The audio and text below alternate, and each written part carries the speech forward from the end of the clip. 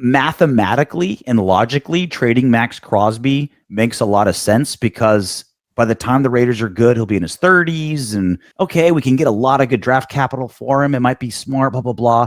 But this is the difference is he's proven that he can still perform even in a cesspool. We've talked about it forever. If he was on a decent defense, heaven forbid, a top 10 defense, he'd be a defensive player of the year nominee he'd have like 3 of them. He'd be Miles Garrett. He would. He'd be Lawrence Thomas. Like he'd be like Lawrence Taylor. Like he would be. What was the guy from the Rams? Aaron Donald. Thank you. But again, he has proven that no matter how bad the situation is, he can still be amazing. That's why you have to keep him because we need guys that are deterrents of the shit that can rise above and raise above that shit.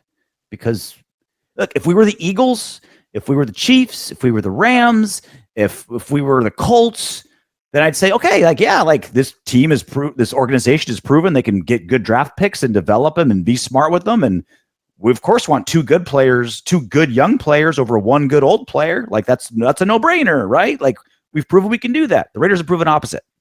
So when you have someone that can rise above that shit, Brock Bowers and Josh Jacobs, right? Like we all kind of applauded that, you know, I was like, okay, it's not worth the money, move on. But he literally was the Raiders run game. Individually, single-handedly. He was able to rise above all that crap and be the entire run game by himself. It's like those players we have to white knuckle and hold on to. That's just the organization we are until we get better. And it's around those guys that Maxx Crosby infectious, whatever it takes, 5 a.m, competitive. We need him to infiltrate the rest of the team with that mentality. We can't have just kind of fresh guys absorb whatever happens because they're not getting the good stuff. I told you the story multiple times on this show. TJ Houshmandzadeh goes to the Bengals and he sees Ocho Cinco just like have a bad practice and just leave.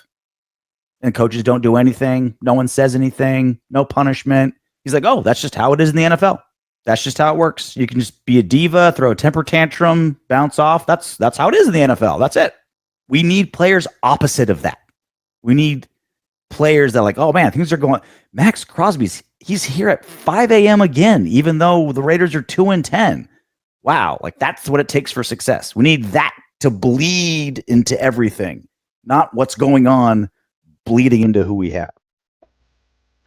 Well, look at you making it to the end of this video. You look like you want more. Go ahead and click the next video. And if you really love it, go ahead and subscribe.